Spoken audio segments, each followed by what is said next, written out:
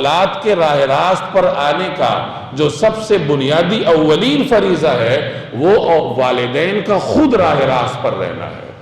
باتوں سے زیادہ اولاد آپ کے عمل کو دیکھتی ہے۔ اگر والدین خود راہ راست پر ہیں تو یقیناً ان کی اولاد بھی پہ ان کے نقش قدم پر چلتی ہے، اور اگر تھوڑی بہت سستی ہو جائے تو وہ کہنے سننے سے پوری ہو جاتی ہے۔ والدین کے نیک اعمال کے اثرات اللہ ان کی اولاد تک ضرور پہنچاتا ہے۔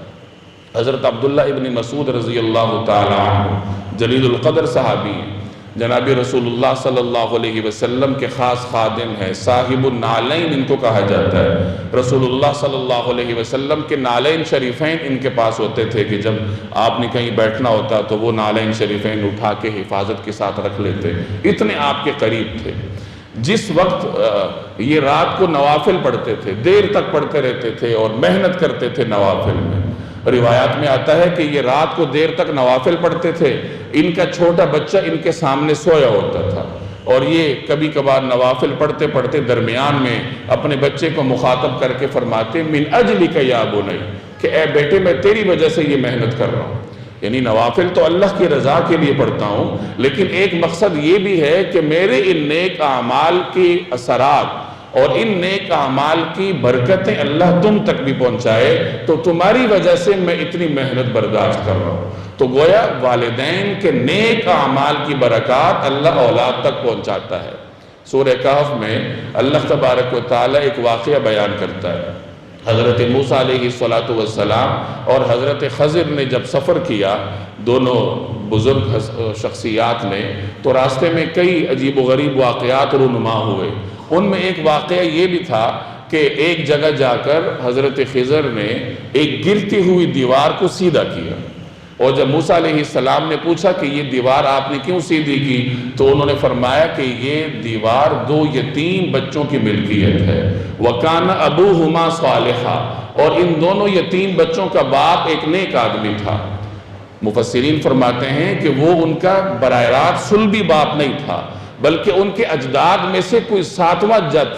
دادا تھا، یعنی ساتویں پشت میں ان بچوں کا کوئی نیک بزرگ گزرا تھا، اور اس نیک بزرگ کی برکتیں اللہ نے اس کی ساتویں پشت تک پہنچائی تھی، اور ان یتیم بچوں کو اس ساتویں دادے کی نیکی کی برکتیں اس طرح پہنچائیں کہ ان کے مال کو حضرت خضر نے محفوظ رکھا، کہ اگر وہ دیوار گر جائے گی تو سونا نکل آئے گا اور لوگ لے جائیں گے، تو دیوار سیدھی کر دی تاکہ سونا محفوظ رہے، اور یہ بچے کل خود بڑے ہو جائیں تو پھر یہ اپنا سونا نکالیں۔ تو اس میں نکتے کی بات یہ ہے کہ ان بچوں کی حفاظت کا اہتمام اللہ نے غیب سے کیا، اور اس لیے کیا کہ ان کے والدین، ان کے اجداد میں سے ایک شخص نیک گزرا تھا،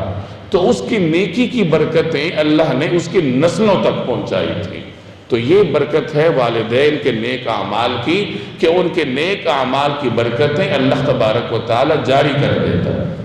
والذین آمنوا، جو لوگ ایمان لائے، واتبعتہم ذریتہم بایمان، اور ان کی اولاد بھی ایمان کے ساتھ ان کی اتباع کرتی ہے، الحقنا بہم ذریتہم، تو ہم ان کے ساتھ ان کی اولاد کو ملا دیں گے۔ مفسرین فرماتے ہیں کہ ایک آدمی بہت نیک ہے، اللہ کا نیک بندہ ہے، تو جنت میں اس کے اعلیٰ درجات ہوں گے۔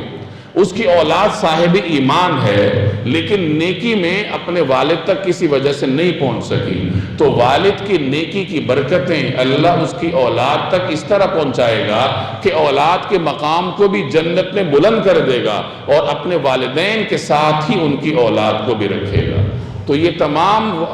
جو تعلیمات ہیں قرآن کریم کی، صحابہ کرام کی، ان سے ہمیں یہ معلوم ہوتا ہے کہ جب انسان خود نیک ہوتا ہے، وہ خود نیک اعمال میں محنت کرتا ہے۔ محنت سے مراد صرف فرائض نہیں ہیں،